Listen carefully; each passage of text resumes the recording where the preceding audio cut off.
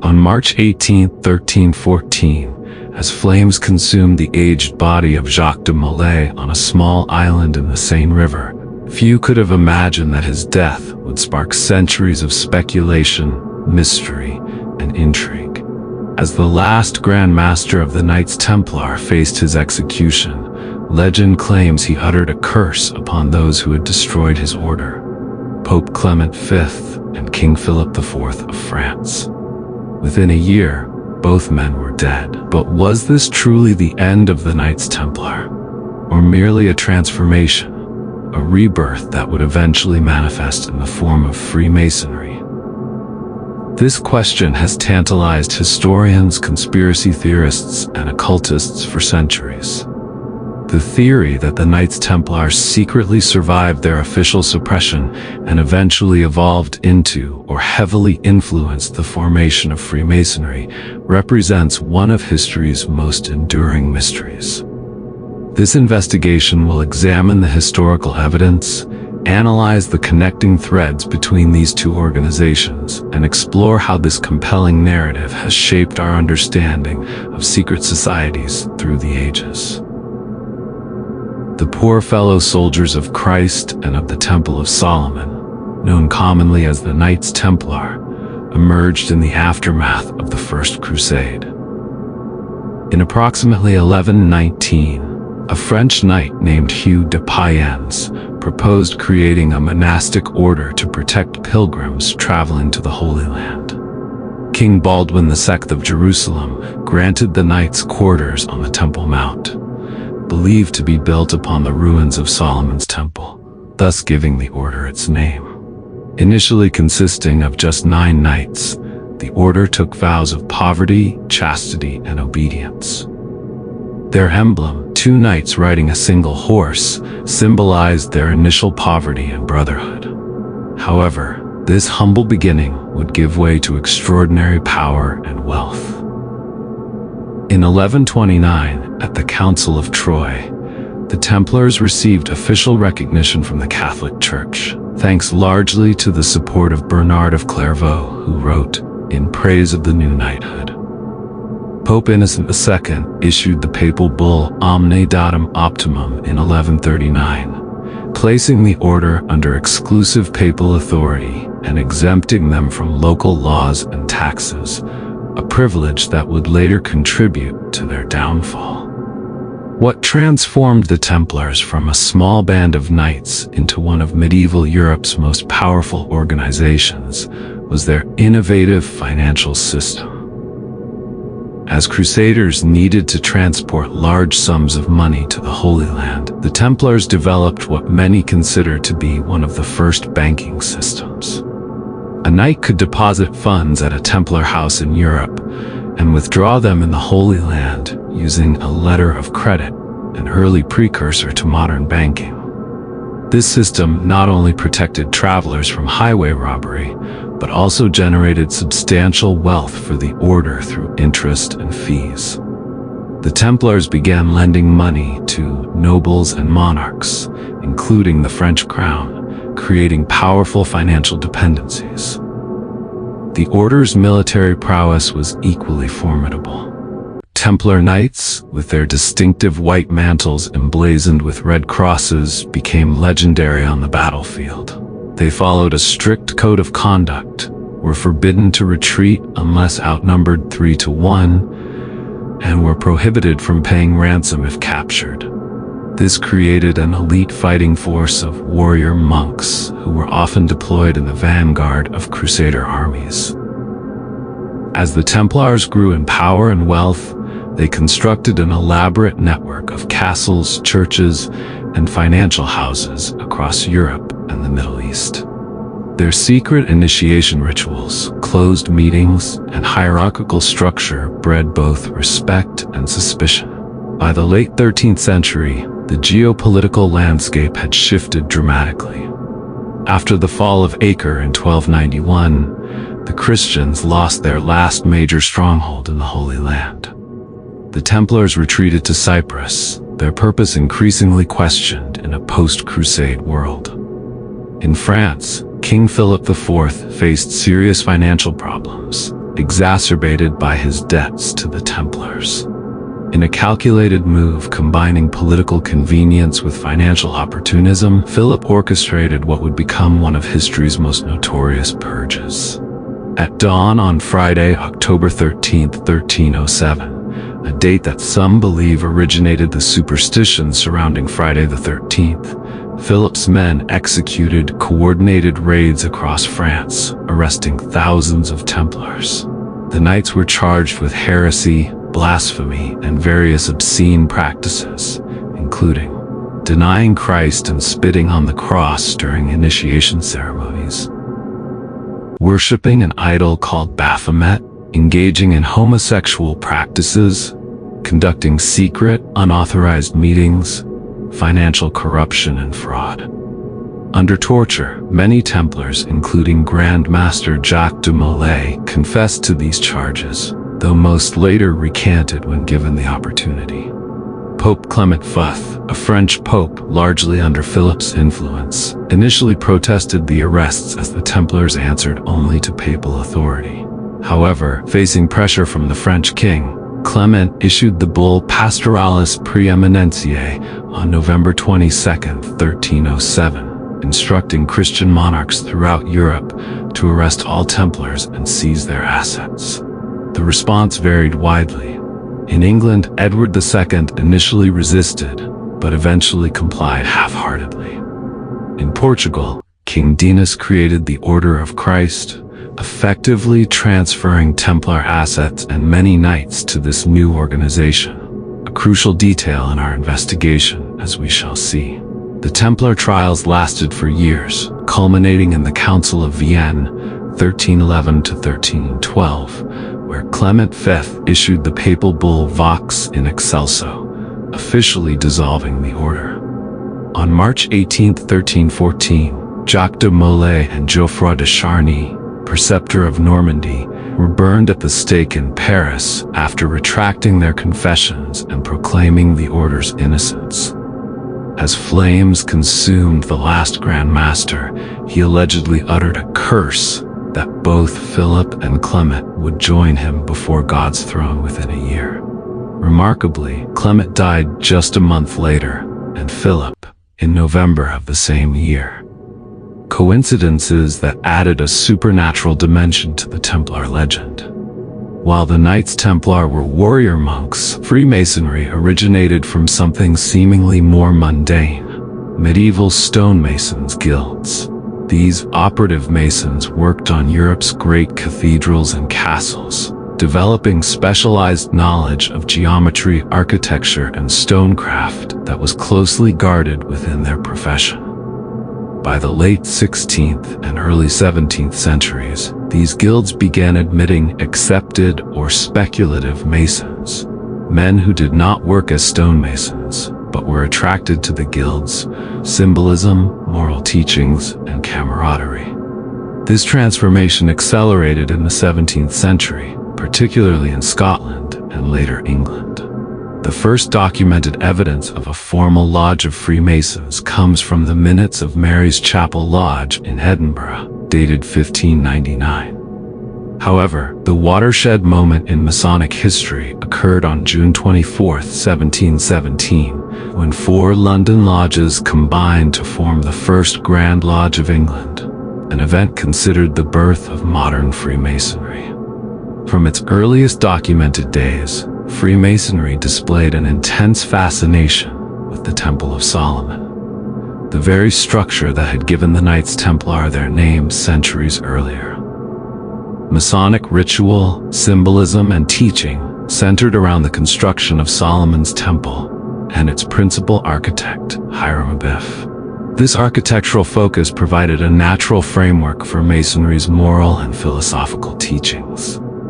The tools of the stonemason, the square, compass, level, and plumb rule, became symbols representing moral virtues and ethical conduct.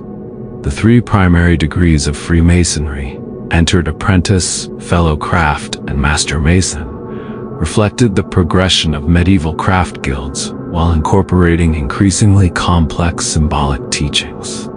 As Freemasonry spread throughout Europe and later to the Americas, It attracted men of influence, philosophers, scientists, artists, and political leaders. Its emphasis on religious tolerance, brotherhood, and moral self-improvement resonated during the Enlightenment.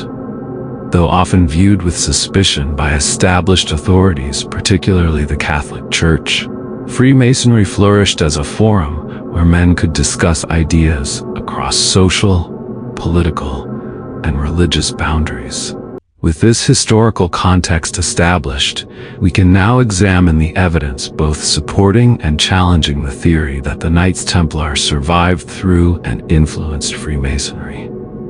This connection has been proposed through several primary vectors. Among the most compelling theories connecting Templars to Freemasonry is the Scottish refuge narrative. According to this theory, after Philip the Ford's persecution began in 1307, many Templars fled to Scotland, where King Robert the Bruce had been excommunicated by the Pope and was therefore unlikely to enforce papal orders to arrest the knights. Several pieces of circumstantial evidence support this possibility. 1. Scotland was one of the few European kingdoms that never formally implemented the papal bull dissolving the Templars. 2. Robert the Bruce was indeed in conflict with the Church and would have had little incentive to persecute the Templars. 3. The Battle of Bannockburn, 1314, where Bruce defeated a much larger English army, occurred shortly after the Templar dissolution. Some theories suggest Templar knights fought anonymously for the Scottish king, helping secure his victory. 4. Several early Masonic lodges in Scotland claim remarkably ancient origins, with some traditions suggesting links to medieval Templar refugees.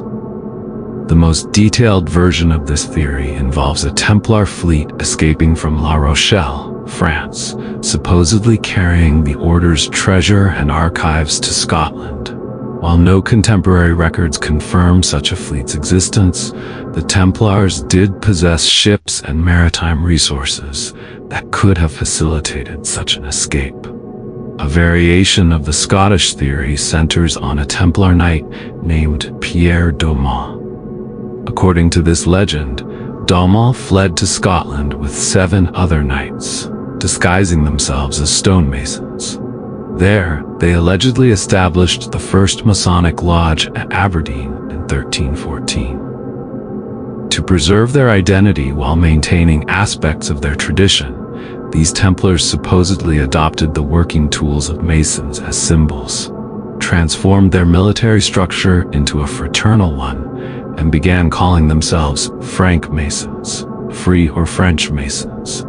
This narrative gained popularity in the 18th century, particularly within certain Masonic circles in France and Germany. While lacking contemporary historical documentation, the d'Aumont legend represents one of the most detailed attempts to explain the mechanism by which Templar traditions might have been absorbed into early Freemasonry. Perhaps the most frequently cited evidence for a Templar-Masonic connection lies in the similarities between their symbols, organizational structures, and rituals. 1. Organizational structure.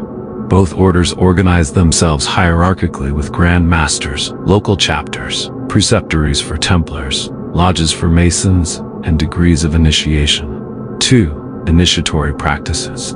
Both organizations conducted secret initiation ceremonies involving oaths of secrecy.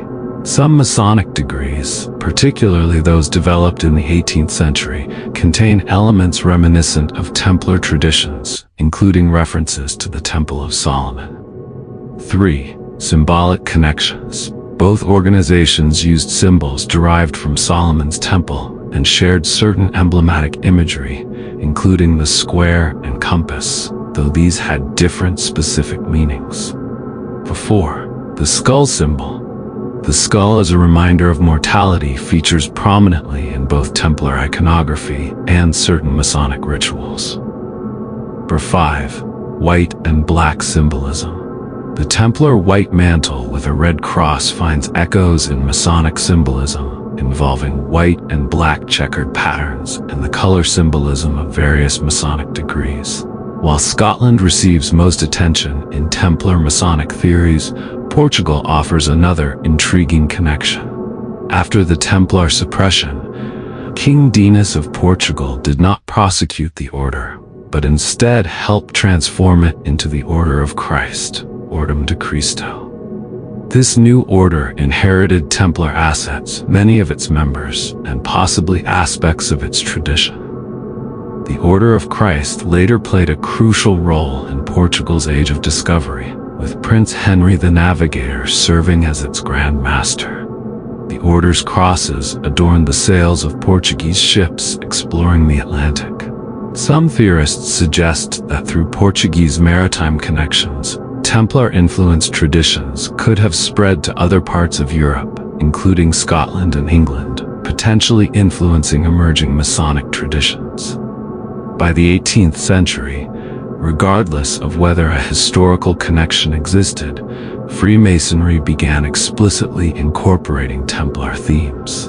In 1737, Chevalier Ramsay, a Scottish Freemason in France, delivered his famous oration, suggesting that modern Freemasonry had been founded by Crusader knights. While not specifically naming the Templars, his speech helped establish the conceptual framework for later explicit Templar connections. By the late 18th century, Masonic Templar degrees had emerged, particularly in France and Germany. The development of higher degrees beyond the basic 3 craft degrees included elaborate rituals centered on Templar themes, including vengeance for de Molay's execution. In 1779, the Duke of Brunswick convened the Convent of Wilhelmsbad, a Masonic congress that debated, but ultimately rejected, the official recognition of direct Templar origins for Freemasonry. Having examined the theories connecting the Knights Templar to Freemasonry, we must now apply critical historical analysis to assess their plausibility. The most significant challenge to the Templar-Masonic theory is the chronological gap between the Templar suppression, 1307 to 1314, and the emergence of documented speculative Freemasonry, late 16th to early 17th century. This gap of nearly 300 years presents a substantial obstacle to claims of direct organizational continuity. During this period, no contemporary documents explicitly connect Templar survivors to Masonic guilds. The earliest clear references to such connections appear only in the 18th century, long after both the Templar suppression and the formalization of speculative Freemasonry. Historians note that many Templar Masonic theories gained prominence during the 18th century Enlightenment, when interest in esoteric knowledge, ancient mysteries, and secret traditions flourished across Europe. This was also a period when many Masonic bodies were actively constructing elaborate historical narratives to enhance their prestige and mystique. The documented history of Freemasonry shows a gradual evolution from operative stonemasons, guilds to speculative fraternal organizations. This transformation appears organic rather than the result of a sudden infusion of Templar refugees or traditions. The oldest surviving Masonic documents, the Regis poem, c. 1390, and the Cook manuscript, c. 1410 to 1420, contain no references to Templars or crusading knights. Instead, they present legendary histories connecting Masonry to biblical and classical figures, particularly focused on geometry and architectural knowledge. Moreover, early Masonic ritual and symbolism centered primarily on the craft of stonemasonry, with philosophical and moral teachings gradually being overlaid onto these practical foundations. The specifically Templar elements in Masonry appear to be later additions rather than core, original components. Several alternative explanations can account for the similarities between Templar and Masonic traditions without requiring direct organizational continuity. 1. Parallel development. Both organizations drew inspiration from common sources, particularly biblical accounts of Solomon's Temple and medieval guild structures. 2. Romantic retrofitting. As Freemasonry developed in the 17th and 18th centuries, it consciously adopted and incorporated romantic notions of Templar heritage rather than actually inheriting them. 3. Cultural osmosis. Aspects of Templar legend and symbolism may have survived in European culture broadly, influencing many organizations including Freemasonry. 4. Deliberate adoption. Later Masonic degrees and systems deliberately incorporated Templar themes as they expanded beyond the original 3 craft degrees, specifically to create prestigious, higher degrees. The Scottish connection deserves special scrutiny, as it represents the most detailed and potentially plausible link between Templars and Freemasons.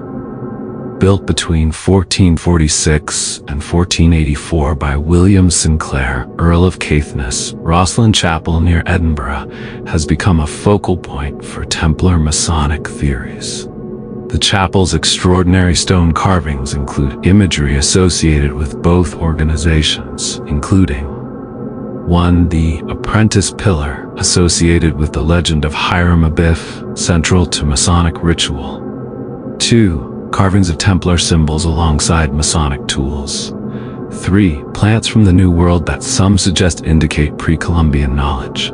4. Extensive symbolic imagery drawn from multiple traditions.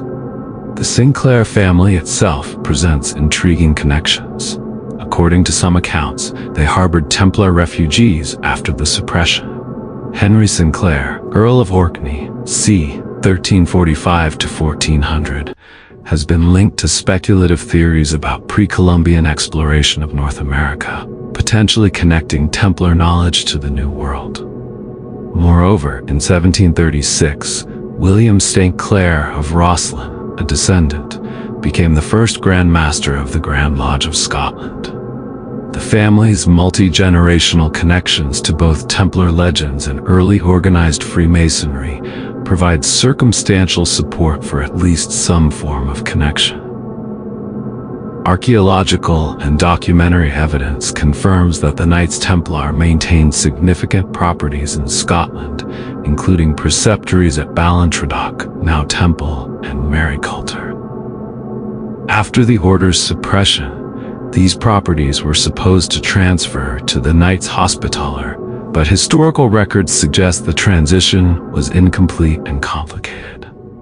Some Scottish families, including the St. Clairs, Seatons, and Hamiltons, appear to have appropriated former Templar lands during this period of confusion. These same families later feature prominently in early Scottish Freemasonry, creating at least a property-based connection between the organizations.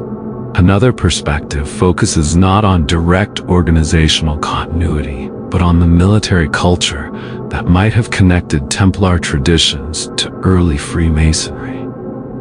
Scotland maintained the Scots Guard in service to French kings from 1418 to 1830, creating a continuous military connection between the two countries. Some scholars suggest that elements of Templar tradition, having survived in France in diluted or disguised forms, might have been transmitted to Scotland through these military connections, eventually influencing the development of Scottish Freemasonry. Masonic ritual, particularly in its more elaborate 18th century forms, contains elements that some interpret as coded references to Templar history.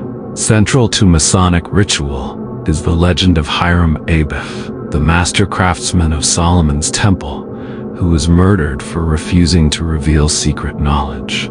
His death and symbolic resurrection form the core of the Master Mason degree. Some scholars have suggested that this legend might be a veiled reference to Jacques de Molay, with Hiram's murder by 3 ruffians symbolizing the Templar Grand Master's betrayal by Philip IV, Pope Clement V, and the French Inquisition. While speculative, this interpretation gained popularity in certain Masonic circles by the late 18th century. Certain passwords, gestures, and symbols within Masonic ritual have been interpreted as containing coded Templar references. 1. The 5 points of fellowship in Masonic ritual have been compared to the 5-fold kiss reportedly used in Templar initiation. 2. The substitute word given in the Master Mason degree has been interpreted by some as a coded reference to the Templar motto or to de Molay's name. 3. Various recognition signs in higher Masonic degrees appear to reference aspects of Templar history, including the persecution and execution of knights. While most mainstream historical scholars view these as later additions rather than evidence of direct continuity, they demonstrate how thoroughly Templar themes eventually permeated certain branches of Freemasonry. The documentary evidence for Templar-Masonic connections falls into several categories. The oldest Masonic constitutional documents, including the Regius poem, c. 1390, and Cook manuscript, c. 1410 to 1420, establish legendary histories for the craft of Masonry, but make no mention of Templars or crusading knights. Instead, they trace Masonry's origins to biblical figures, ancient Egypt, and classical Greece. These documents suggest that the earliest formalized Masonic traditions did not include Templar elements. However, they do establish the pattern of creating elaborate origin myths that would later characterize Masonic appropriation of Templar legends. The first explicit claims connecting Freemasonry to the Knights Templar appear in 18th century France and Germany, particularly in the writings associated with the strict observance system developed by Baron von Hund around 1751. Von Hund claimed to have been initiated by unknown superiors who revealed Freemasonry's true Templar origins to him. While von Hund's claims were widely questioned even during his lifetime, they popularized the Templar-Masonic connection and influenced the development of numerous high-degree systems that incorporated explicit Templar themes. Scotland's early Masonic lodge records provide intriguing but inconclusive evidence. The oldest minutes from Mary's Chapel Lodge in Edinburgh date from 1599 and show an organization already transitioning from operative to speculative Masonry. However, these records contain no explicit references to Templar traditions. What these Scottish records do confirm is that speculative Freemasonry was emerging earlier in Scotland than in England, and that certain noble families with legendary connections to the Templars, particularly the St. Clairs, played important roles in early Scottish Masonry. Regardless of historical accuracy, the Templar-Masonic connection has exerted enormous cultural influence over the past 3 centuries. From Mozart's opera, The Magic Flute, 1791, which incorporates Masonic symbolism, to Dan Brown's best-selling novel, The Da Vinci Code, 2003, which popularized Templar conspiracy theories, the perceived connection between these organizations has inspired countless creative works. These artistic interpretations have in turn shaped public perception and even influenced how Freemasons themselves understand their traditions. The relationship between historical fact and cultural representation has become circular, with each influencing the other. By the 19th century, explicit Templar themes had been fully incorporated into various Masonic systems. In the United States, the Knights Templar became established as the highest orders of York Rite Masonry, complete with elaborate regalia and rituals dramatizing Templar history. Interestingly, these Masonic Templar organizations make no official claim of direct organizational descent from the medieval order. Instead, they present themselves as honoring the spiritual legacy and chivalric values of the historical Templars, a more nuanced position than many popular accounts suggest. Contemporary scholarly assessment of Templar-Masonic connections has become increasingly nuanced. Most academic historians reject claims of direct organizational continuity, but acknowledge the complex cultural processes through which Templar themes were incorporated into evolving Masonic traditions.